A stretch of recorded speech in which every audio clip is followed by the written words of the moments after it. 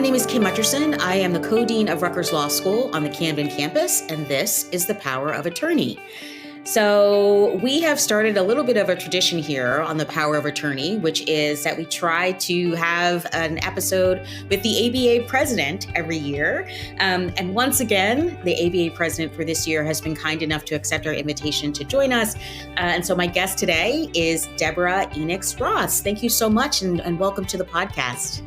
Thank you so much, Dean. It is really an honor to be asked, and it's an honor to participate. Wonderful. Well, I'm very, very much looking forward to our conversation. And I want to start that conversation the way that I do with everybody who comes on the podcast, which is asking you your origin story. There's so many things that you could have done with your life, and yet you decided to become a lawyer.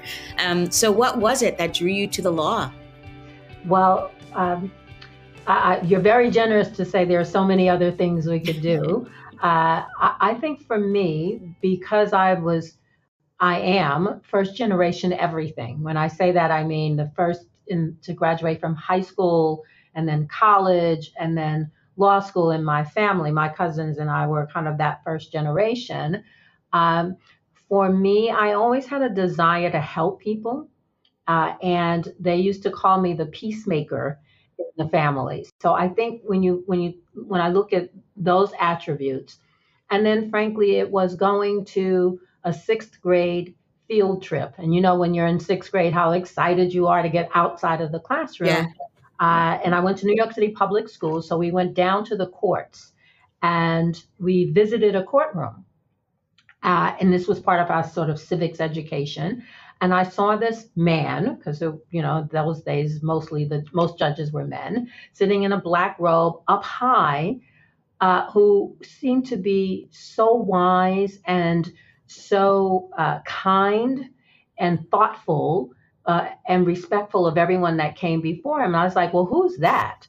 And my teacher said, that's a judge. And I said, what do you have to do to be a judge? And she said, well, you have to go to law school. And so I think that was where the notion of going to law school was first.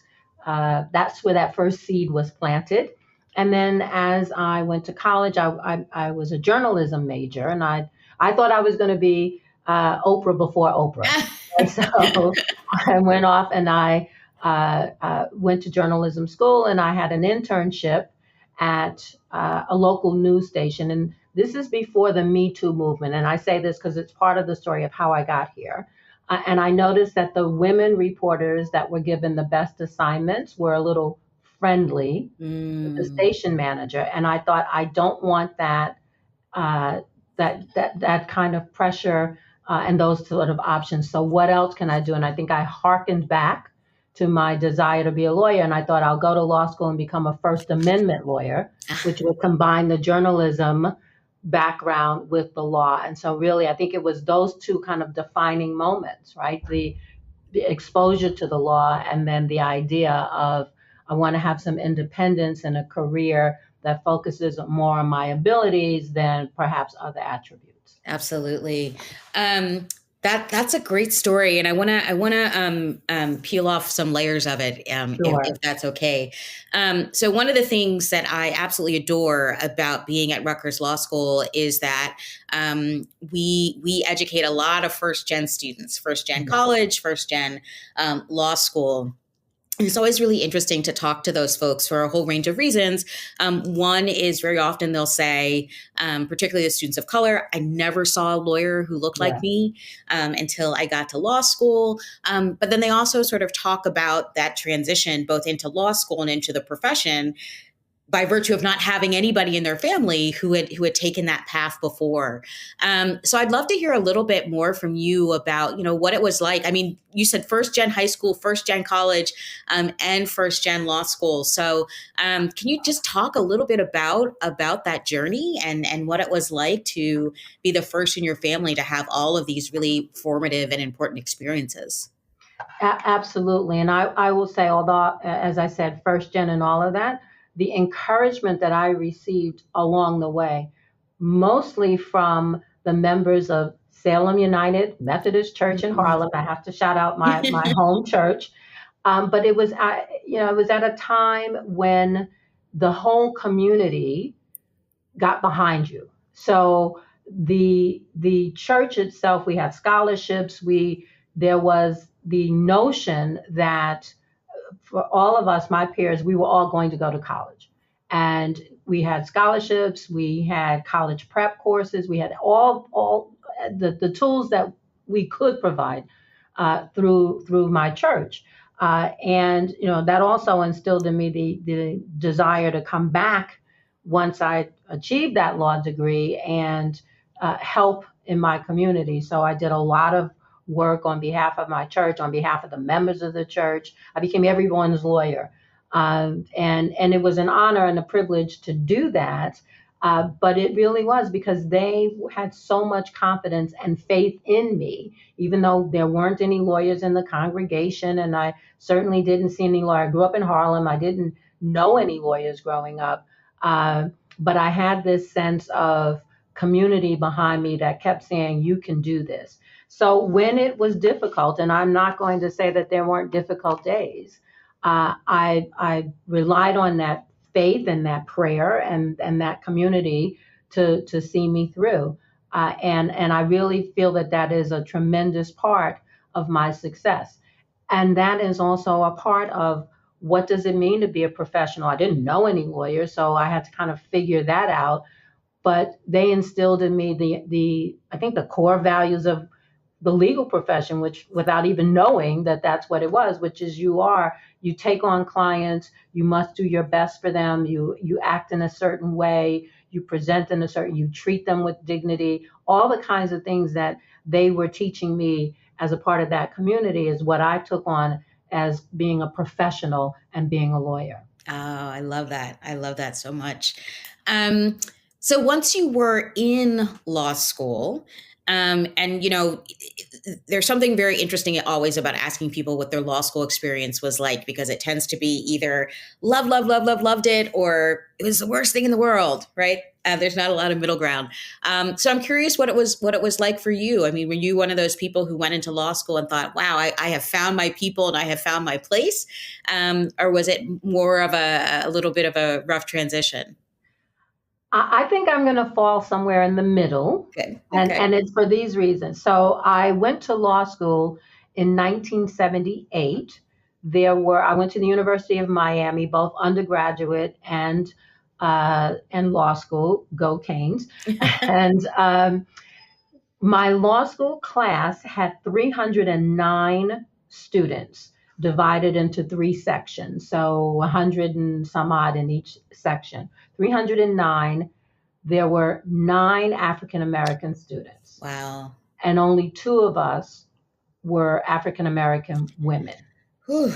Right. So 309, 9 of us. And actually, of the 9, 5 were day students and 4 were evening students. So really, there were 5 of us. Wow.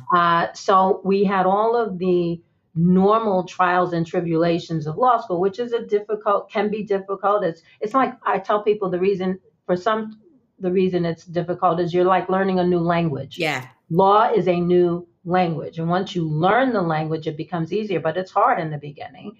So there's those things. There's the pressure of everyone in law school has been at the top of their class in undergraduate. So you have all these people that are used to being number one. You put them all together and guess what? You're not going to have 309 number ones. Right. So there's that pressure. But we also had the added pressure of going to law school at the time of the Bakke decision on affirmative action. Yep. And so, yes, I had classmates who looked at me and said, you're only here because of affirmative action. And I responded, that's okay. I'm not taking the affirmative action bar exam. Which is now I'm a New Yorker, so it's like, don't come for me, like we could say. So, but why should you have to have that kind of environment? Law school shouldn't have to be that way. Yeah. And I hope it is better. And I spent a lot of my time as president, as the privilege of being ABA president. One of the great joys is talking to law students and trying to demystify what that law school experience was and what it can be. And in some ways, I think it's better. There's certainly more. We've come a long way from the days of, two Black women in my class. So in that sense, we've made a lot of progress. But I think the same competitive pressures will always be there uh, in law school. And people need to remember the same tenacity and skills and desire that brought you to law school will see you through. Yep. Absolutely. Yeah, I often will say to students, that you need to the extent that you can, find those experiences that remind you why you came to law school, Yes. because that's what kind of holds you steady as you go through that It's 3 or 4 exactly years. right. Remind you why you came and remember the end goal, Yep. right? And if you do that, and again, the same kinds of attributes that got you to this far is what's going to take you through. So another thing I tell students, don't change your study habits once you get to law school, right? People study the way they what's best for them. And when I went to law school, besides it being learning a new language, they also tried to get me to study in a different way. And I was like, that does not work for me. Mm-hmm. And, that's where I think if you're trying to take on other people's attributes and methods, that's where you can get confused. So you might need to tweak the way that you study, but I wouldn't say law school is the time to fundamentally change everything that you do. You've got to go with what works for you and be confident in that. Yeah. Yeah. One thing that I do say to students is if you were one of those people who made it through high school and college doing everything at the last minute and getting caught up on the reading, that's a bad idea in law school. Now, I will agree with that. Yeah. I will definitely agree with that. You need to allow a bit more time. Yeah. As I say, especially in that first year. Yeah. Because it's learning a new language. Yeah. It really is. So you've got that on top of concepts and on top of all of the reading and then the reading comprehension. So it is not the time to be a last minute person. Exactly. And I say that as someone who has been known to be a bit of a procrastinator, but that changed for me in law school. Got it. So I want to go back a little bit because you said, that you were a journalism major in college. And then once you decided to go to law school, you sort of thought, I'll become a First Amendment lawyer. And I think a lot of us go into law school with a vision of what we're going to do and not necessarily with a sense of what that actually looks like, right? Yeah. Like, what does a First Amendment lawyer do? But as it happens, that's not where you ended up at all. No. And you've had this incredibly interesting and eclectic career. And I'd love to talk about that. And part of why I want to talk about it is I think we often say to law students or to people who are thinking about law school, the great thing about a law degree is that, you can do all of these different sorts of things with it and be in all these different kinds of spaces. And then, they come to law school and we're like, you can be a law firm lawyer. There you go. That's the thing that's on the table. But you've really had an opportunity to do several things. So starting off in the nonprofit sector, starting off in legal services. Yes. Yeah. So how did that come to be? And then how did you transition from there into big firm life? Yes. So as I said, I did think I would go to law school and become a First Amendment lawyer. And this is a bit of a confession about myself and where I was at that stage when I went to law school in my first year. I was not as mature as some of the students that I see now. And let me demonstrate how that maturity or lack of maturity showed up. So I think I'm going to be a First Amendment lawyer. I take constitutional law, which is, one of the prerequisites for first year students. And I'm sitting in class and we get to studying the cases that led to the abolishment of slavery. And I was so disappointed that the argument that ruled the day was an interstate commerce clause argument instead of a moral argument. Mm-hmm. Now, here's the immaturity, right? Because it was so outrageous to me. Well, why couldn't it be you prevail on a more like it's morally wrong? And if I had been more mature and also probably more interested in constitutional law, I would have said, how clever were those lawyers that they were able to take an interstate commerce clause argument and use that to get to the results that we know were the right results, right? The abolishment of slavery. But that's not where my head was. And so I thought, this is not for me. And I began to look around and think about what else would I be interested in. And from the time I was a child, I was always interested in traveling and other people and other cultures and language. So I said, aha, international law, but not having a clue, what does that mean? Right. So I set out, I changed my focus.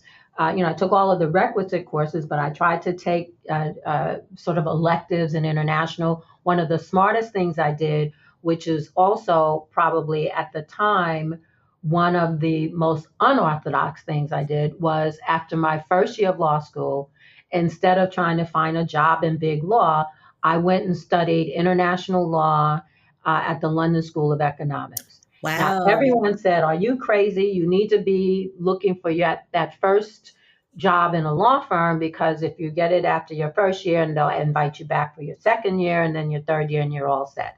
And I thought, that's not what I want to do.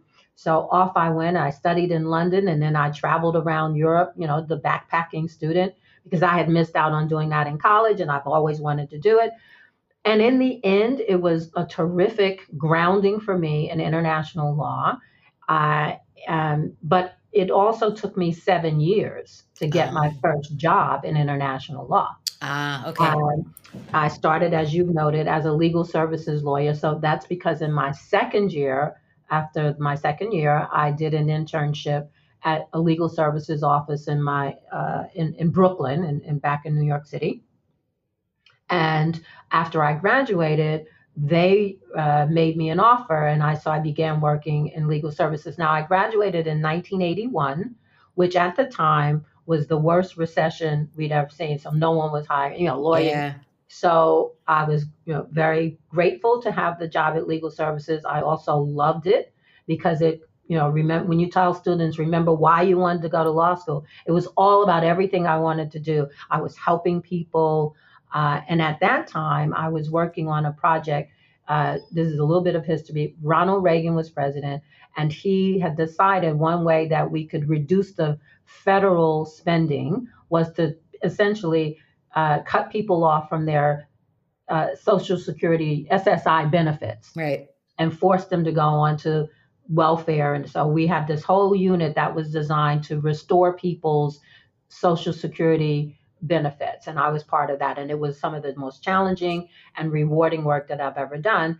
And part of me was like, an employed lawyer is better than an unemployed lawyer. right. And the skills that you learn in one environment can be transferred. Absolutely. That is the reason why I have had as you lovely put it, the eclectic career, because I said to myself, what will I learn from this job, this next experience, and how does it get me closer to my ultimate goal of doing international law?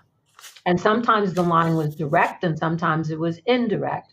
But in the end, that cumulative experience over 7 years led to my first position in international law, which was as the American representative for the ICC Court of International Arbitration. And once I landed that role, it really pulled together all of the elements over the last 7 years, because I had done jobs for legal services. So there was litigation there.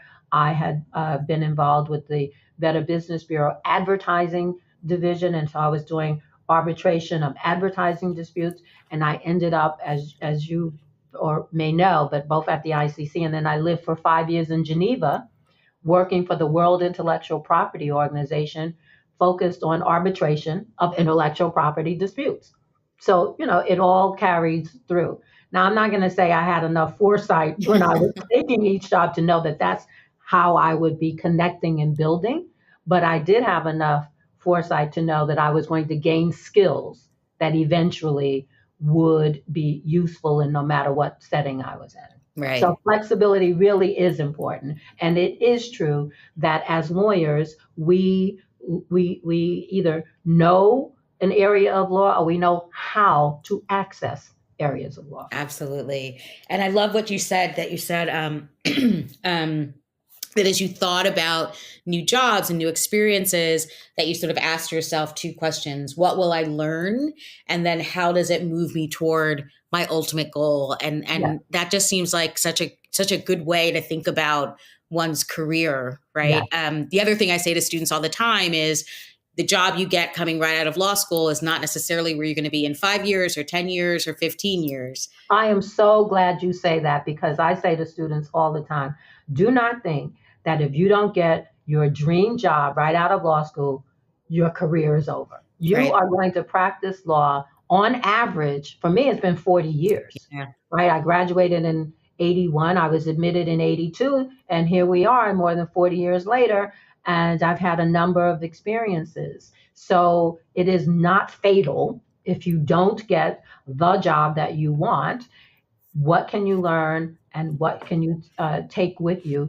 And obviously, as president of the ABA, I could not talk to you without talking about how important being involved in the Bar Association was for me, because it gave me access to people that were doing the kinds of work that I wanted to do. Mm-hmm.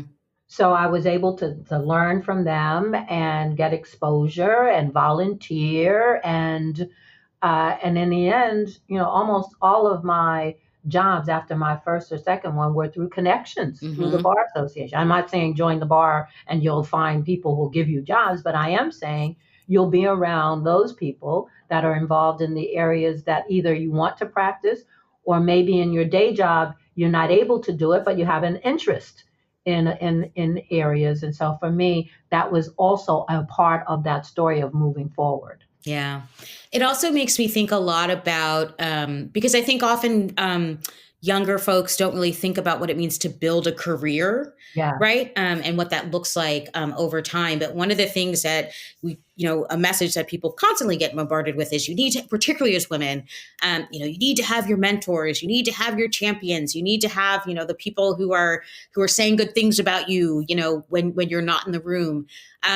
And I'll assume that, like most of us, you had those people, and some of them were folks that you identified, and some of them were folks who identified you. So, can you just talk a little bit about the importance of mentorship in your life as you were building your career, and then maybe on the other side of it, as somebody who's now been in this field for 40 years, what you look for somebody who's going to be a mentee for you? What do you want from them, sort of as the exchange for what you give to them with the years of experience you have as a mentor? Yeah, so I think this is a really important conversation about mentors and mentees and what that looks like. And I also want to remind us that for me, I think of different categories. There's a mentor who is somebody who speaks with you. There's a coach. That's somebody who speaks to you, right? Who Mm-hmm. tells you. And then there's a sponsor, and that's the one you're talking about, that speaks about you, whether Right. you're in the room or not. And sometimes it's the same person, and sometimes it's three different people. And you may need them, the mentor, the coach, or the sponsor, at different phases in your life. And I've been fortunate to have had all three and Mm-hmm. continue to have all three. And I try to be, in turn, to play that role for people. And I won't say just young lawyers. I mean, I think we need to continue that. And especially as women, we need to continue that throughout our careers. Yeah. And even as we transition, for some of us now, we're getting to the stage where some of my friends call it retire. And I look at them and I'm like, you're not really retired, you're rewired, right? Because you're doing different things. But yes, I have had mentors. Some of them I sought, others who sought me. Yeah. My journey in the ABA, for example, I started in the international law section. No surprise, Mm-hmm. thinking I want to be an international lawyer. And I began working on a committee, as you do, and just sort of enjoying that work and trying to do the best work, trying to be the professional. If I volunteered for a task, making sure that I completed it to the best of my ability. And one day, a woman who ended up being the first woman to chair our international section tapped me on the shoulder and said, you could chair the section one day. And Mm. I'm thinking, what about me that says, I never wanted that? But she saw something in me that I didn't see in myself. that kind of leadership. And I certainly wasn't ready to do it that day. But once she planted that idea in my head, I started thinking about it and saying, why not? And what do I need to do in order to place myself on the ladder or whatever it might be to chair that section? And I will tell you, that was one of the most valuable experiences I had in leadership, because one of the things it taught me was that I wasn't going to be the same leader as the man in front of me or the man behind me. Mm-hmm. And they were really smart, and they had certain skills, and some of the skills I had but didn't have. And that's okay, because your leadership is your leadership. Now, there are some, one day we'll talk a different podcast about leadership and the elements and all of that. But for me, it was important to recognize I can be Deborah, and I can be Deborah as the chair of the international section in my own way and with my own abilities. Right. And that was reaffirming for me. So yes, what I try to do is now be the kind of mentor or coach or sponsor that I appreciated having. And especially, it's not so surprising, I have a heart for first gens. Mm-hmm. Because first gens do struggle. And there's that whole, am I doing it right? These other people, everyone always looks like they know exactly what they're doing, but I have a little hint for people. They don't. That's right. And in fact, I started 2 women's groups. One was the Women's Interest Network in the ABA, and one was the Women's Interest Group in the International Bar Association. And they both came about for the same reasons. When I would go to these international law section meetings, there would be a sea of men, and they all looked like they knew each other. They all would, and then there'd be me and maybe one other woman, and we didn't know anyone. Yeah. Now, it turns out, a lot of guys probably didn't know each other either, but we didn't know that. When you look at it, it looks like they all know each other. So we started this women's group, and it was really for us to talk to each other about anything from substantive areas of law to how do you pack, to, how do you use technology? Because we don't want to admit that we don't know how to use that, what was then the new technology. Now all of us are really tech savvy or have to be. Right. But it was those kinds of experiences. So as why I say you can be a mentor to someone who's younger than you, to someone who's older than you, and to your peers.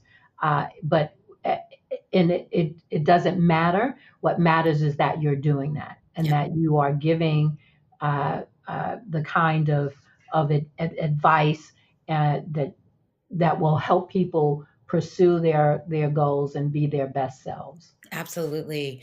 And I agree with you. I love to have conversations about leadership. I just think that it's such a fascinating space. And one of the things that you just said that I really love was sort of talking about being yourself while being a leader. Lonnie Guinier many, many years ago wrote a paper, an article about law school, and the title was something like "On Becoming Gentlemen."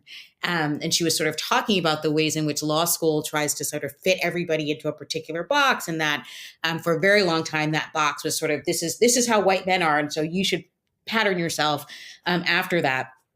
And one of the things that I have just seen that is so powerful is watching women of color, come into these leadership positions as so authentically themselves, which I just think is so incredibly powerful. But it can also be something that makes other people uncomfortable.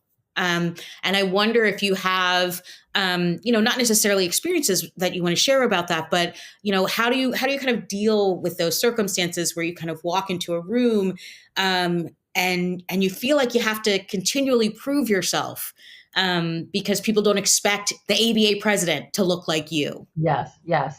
Well, I've certainly had experiences. And, the idea of making other people comfortable is one that, unfortunately, I think especially if you're African American, male or female, you have experience with that. And so the question is, how do you do it? Or do you feel like doing it? Or when do you do it? And I think that that's part of what I talk about being authentic. Mm-hmm. Sometimes you're not going to want to do that, Yep. or someone may have answered differently when faced with the person, as I had in law school, who said you're only here for affirmative action. Someone else might have been responded in a different way, but that was my way of responding, which is to say, I'm not dealing with you. I know why I'm here, and we'll see in the end. Right. I think that that's really important, that you figure out what is your response. You cannot take on every battle, and everything should not be a battle, because that's Mm-hmm. exhausting. Mm-hmm. So you have to decide when you're going to let something go, when you're going to speak up, and when you speak up, how you're going to do it. Right. But always keep in mind, what is my goal here? Sometimes your goal might be to feel better. If someone says something to you that you really don't like, I mean, if you think if it's offensive and inappropriate, that's going to be one way of behaving. If it's ignorance, you might say, today is the day I'm going to educate you. Or you might say, today is the day you get to wallow in your ignorance. I'm ignoring you. You'll figure that out. And unfortunately, it is a part of life. And it is something that we think about. We have to make adjustments and think about how we will respond day in and day out. And I don't say that it's just for people of color. I mean, women have this sometimes, depending on your origin and where you are, it can happen to you. Yep. When you talk about when I walk into the room, I will tell you two of the best conversations that I've had about diversity have happened outside of the U.S. One was, I went to there was a meeting of women leaders in Copenhagen, and the reporter who interviewed me was a woman of color. And we talked about diversity. And then I said, so how's it for you? You're in Denmark. Yeah. And your family came from, I won't say where they came from, but, she's clearly a woman of color. So we talked about what that looks like and what that feels like and how it shows up. And not surprisingly, it's similar experiences than I would have had. And so I was able to tell her, this is how I deal with it, and these are things that I do. And it was a great conversation. Yeah. Then I was in Japan last month, and the number one topic, I was meeting with bar association leaders from Osaka and Tokyo and the Japan Federation. The number one topic they wanted to talk about was diversity. Now for them, it's gender diversity. Okay. But what are we doing? How do we handle it? So I think, people now are having those kinds of conversations, and maybe it won't be so surprising the next time a Black woman walks in and they're president of the ABA. Usually the response is, very positive, like, oh, you're the president, Yeah. and that's fine. Yep. But, I am blessed that the first African-American president, Paulette Brown from New Jersey, broke down a lot of barriers. And because of her, again, I get to be the kind of leader that I want to be, and not have that pressure of being the first and having people put on to me what they think an ABA president should be if she's a Black woman. Because now we've got this experience. And so I always give a shout out to Paulette and thank her, and recognize that because of her, I'm able to walk into rooms and there's a presumption of competence and intelligence and class, because Paulette is all of those things. Right. And so I just try to step in her shoes and then add my own flavor, as they say, to it. Yeah. Yeah. Well, I'm so glad that Paulette's name came up, because if you hadn't brought it up, I would have brought it up, because again, she's Jersey. So we have to give props. I want to walk down this path that you started walking down, which is talking about diversity. And when I say diversity, I really mean diversity writ large, right? So race, gender, sexual orientation, disability, right? I mean, there's a whole range of different ways that we could think about what it means to be diverse. But we're also at this sort of interesting moment, right? So we're at a moment where, women have been about 50% of law school classes, frankly, for decades now. And yet, as soon as you get into the sort of upper echelons of kind of power within our profession, women have kind of disappeared. We still have very few people of color in the profession in general, let alone in positions of power. And we've really only started very recently having conversations about, people with disabilities or people who identify as LGBTQ. So it feels like there's an enormous amount of work that's still to be done in our profession. And I'd love to hear you, one, as somebody who's been a lawyer for 40 plus years, but also somebody who is really at, sort of peak profession, right? I mean, you're head of the ABA right now. How do you think about diversity in our profession, and how do you think about how we sort of transform ourselves, right, into a place where lots of people can be successful, and where people don't leave constantly, and where people feel valued? Yeah, so I think for me, I always start by saying, we can go back and remember where we were. Yeah. And when you compare where we were to where we are now, there's been a lot of progress. Yep. And even in the ABA, if you look at the number of women presidents that we have had, it's been accelerated over the last decade. Yep. So what that says to me is that the work that we've done to lay the foundation to have people be able to come into leadership is beginning to take hold. Now, is it fast enough? No, but it's there. Yeah. And what we've got to do is continue it's like on both sides. On the one hand, we've got to continue that pipeline of diverse lawyers or diverse law students who then become diverse lawyers. So we've got to make sure that we are continuing to have that pipeline. And then I think we have to take a really hard look at our profession. Mm-hmm. Are there systemic impediments for people of color in particular to succeed? Because we're getting, as you say, in the law school classes, we're seeing women come in, but we're also seeing them leave. And it's not enough to say, oh, because they have children and they leave. It's not that. It's not solely that. I mean, that may be one element, but it is not the entire reason.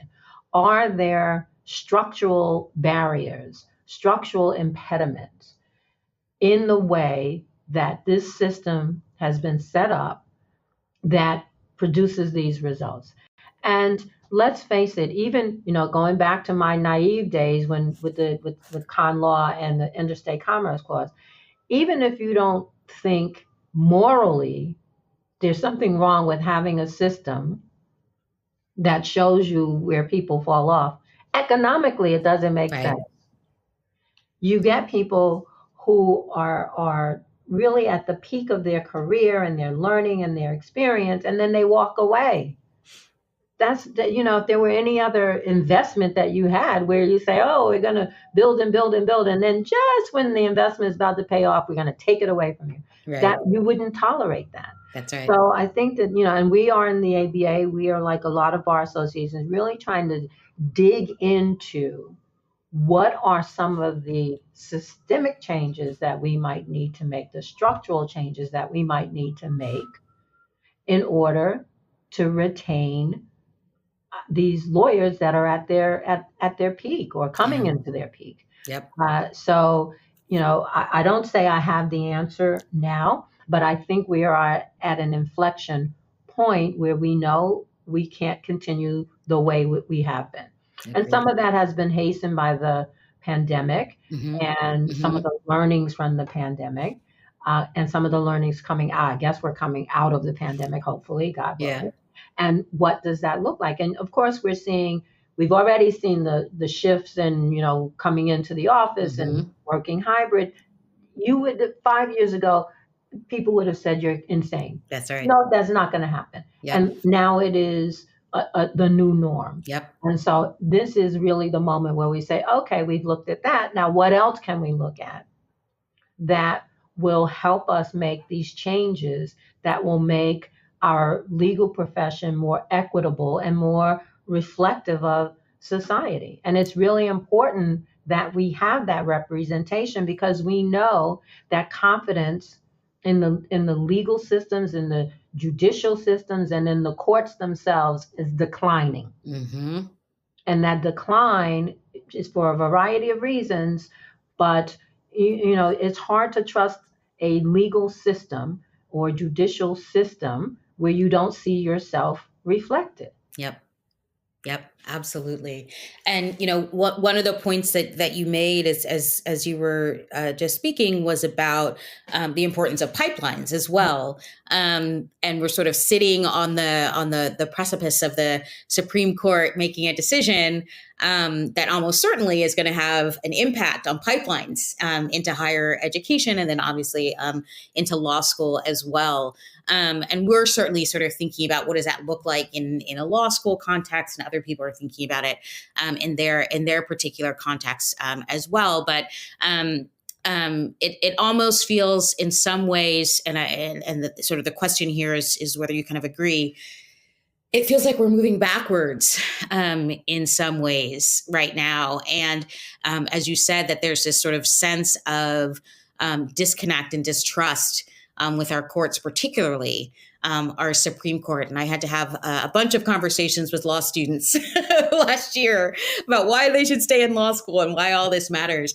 And I wonder what you would say to that, right? When a law student says, it's all politics, and it doesn't matter what your arguments are. They already know what they're going to decide, and so why am I spending my time doing my 3 or 4 years in law school when law doesn't mean anything? Yeah, so I would say that's exactly the opposite of why you should be involved, right? We need diverse perspectives.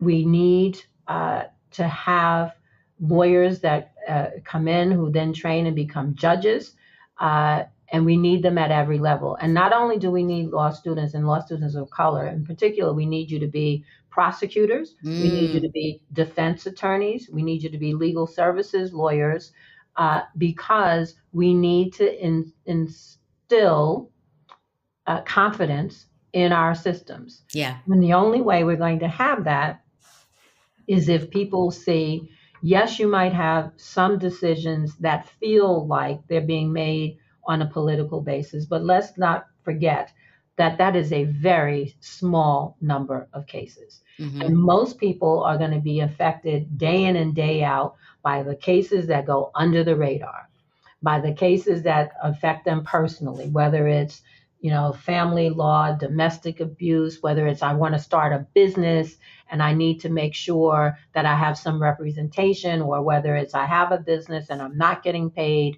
and what do I do? Those are the cases that affect the vast majority of people day in and day out. And that's where we need lawyers who are smart and competent and ethical and passionate and are able to represent their clients in a way that displays dignity and civility and an understanding of the grounding of our legal system and the rule of law. Mm-hmm. Mm-hmm.